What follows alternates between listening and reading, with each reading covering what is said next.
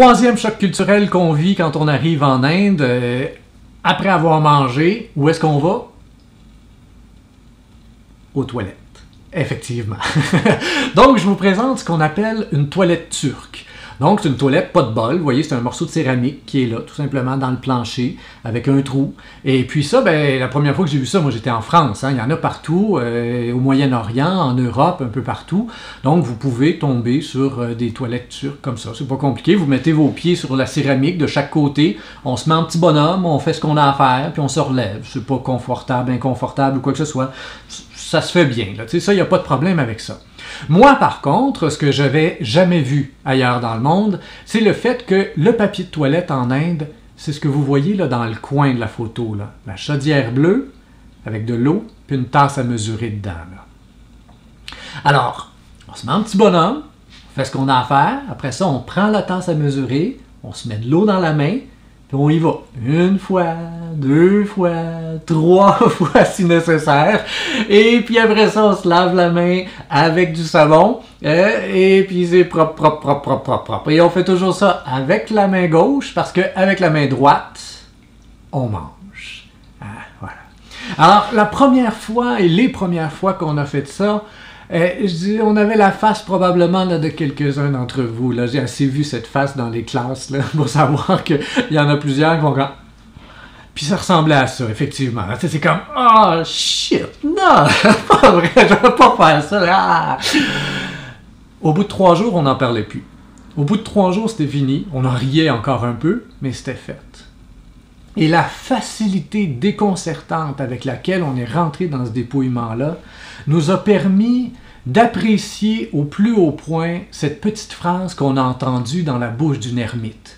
Vous savez ce que c'est qu'une ermite? Hein? C'est quelqu'un qui choisit de vivre seul dans la prière et la contemplation, retiré dans une petite cabane dans le bois, dans la forêt, ou une grotte dans la montagne, ou des choses comme ça.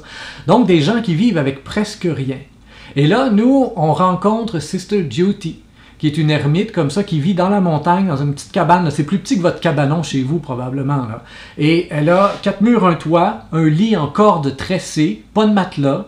Elle dort là-dessus 365 jours par année, une mini-bibliothèque, quelques livres, et tout à coup, elle vient nous dire, après avoir perdu sa lampe de poche, parce que quelqu'un lui avait donné une lampe de poche en se disant, ben, c'est pratique la nuit pour aller aux toilettes, parce que la toilette n'est pas dans une petite cabane, là. La toilette est dans le bois. Puis on est en Inde, là, c'est la jungle. Dans la jungle, il y a des serpents vénéneux, il y a des singes, il y a des araignées grosses de même, et on en a vu, là, j'exagère pas, là, des araignées grosses comme ça. Donc c'est pratique une lampe de poche la nuit pour aller faire son petit pipi dans le bois. Hein? Eh bien, là, la lampe de poche, il n'y avait plus de batterie. Plus de batterie. Quelle est sa réaction? Est-ce qu'elle se met à prier, « Oh mon Dieu, s'il te plaît, envoie-moi des batteries, un bon samaritain? » Non. Elle nous dit, « Everything is an extra. Everything is an extra. » Des étoiles dans les yeux. Tout est un extra. Elle a presque rien. Elle a perdu le seul accès technologique qu'elle a. Et elle nous regarde dans les yeux. Everything is an extra. J'étais heureuse sans lampe de poche. J'ai été heureuse avec une lampe de poche. Et je serai encore heureuse sans lampe de poche. Mon bonheur ne tient pas à une flashlight. Quand tu entends ça dans la bouche d'une ermite, après ça, tu rentres chez vous puis tu capotes parce que des extras t'en voient partout. Et on peut le relativiser un tout petit peu en se disant, bon, mettons, manger, c'est vital. Manger, c'est vital. Mais choisir ce que vous avez mangé ce matin, c'est un extra.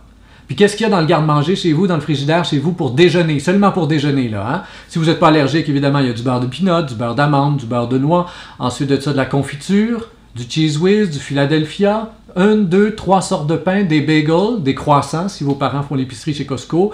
Ensuite de ça, évidemment, ça prend des céréales. Une sorte de céréales? Non, en général, 2, 3, 4 sortes de céréales dans un garde-manger. Et du lait. Du lait de vache, du lait de soya, du lait d'amande. C'est pas mal le minimum aujourd'hui dans nos maisons. Hein? Ça, c'est vital.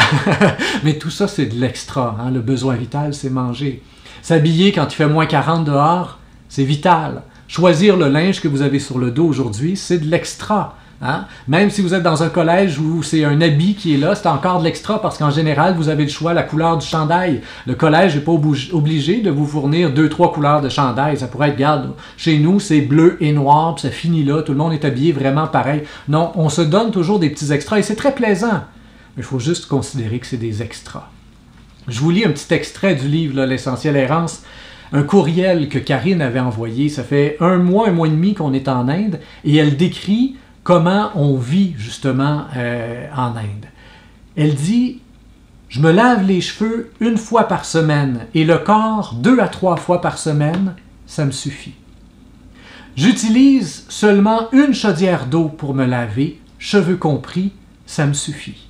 Je vous mets au défi. » Elle avait lancé le défi à nos amis par courriel, puis il y en a quelques-uns qui l'ont relevé, et je vous le lance à vous aussi, le défi. Là. Vous avez chez vous, à quelque part, une chaudière pour faire le ménage, là? Bien, amenez ça dans la douche, vous la remplissez, et vous avez droit à une chaudière d'eau pour vous laver. Vous prenez une tasse à mesurer, où on rentre dans le bain, là, vous avez la chaudière d'eau, hop, on s'envoie de l'eau sur la tête avec la tasse à mesurer, on savonne les cheveux, savonne le corps, on reprend la tasse à mesurer, on se rince. C'est comme ça qu'on se lave en Inde, dans plusieurs endroits en Inde, et puis un peu partout en Afrique, et quand on a accès à l'eau. Hein, et puis là, une fois que ça a l'air pas pire, qu'on s'est bien rincé, là, ben là, le bout de le fun, on prend la chaudière, puis on se la vide sur la tête. Chlouche! Hein? Et là, on prend pleinement conscience du fait qu'on vient de gaspiller de l'eau.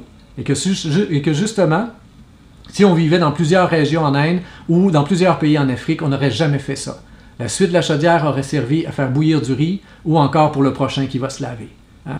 J'ai dans ma penderie, nous dit-elle encore dans les courriels, donc on avait dans notre sac à dos, on voyage 1 an, 2 pantalons, 1 jupe, 2 bas, 1 soutien-gorge, 5 bobettes, 1 veste de laine, 1 paréo, 1 paire de combines. Je ne manque de rien. 5 paires de bobettes pour 1 an.